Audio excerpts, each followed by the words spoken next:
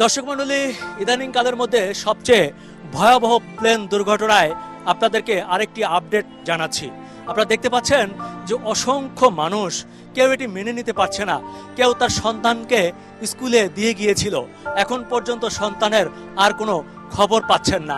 আমি অনেকগুলো মাকে ছুটোছুটি করতে দেখেছি, তারা বলেছে যে আমার সন্তানকে স্কুলে দিয়ে গিয়েছিলাম, কিন্তু ছুটির পর আর তাকে খুঁজে পাইনি।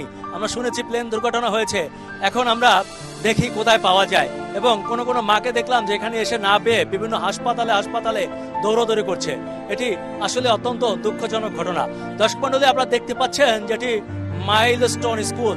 আমাদের সামনে যদি একটু খেয়াল করে যে উপরে যে ভবনটা দেখা যাচ্ছে, এটি মাইলস্টোন স্কুলেরই একটি অংশ। এর ভেতরটায় তখন ক্লাস চলছিল। দর্শক মণ্ডলী, আপনাদেরকে আরো জানিয়ে রাখি, এখানে সাধারণত স্কুল শাখা অর্থাৎ ক্লাস 1 থেকে ক্লাস 10 পর্যন্ত শিক্ষার্থীরা এখানে পড়াশোনা করে।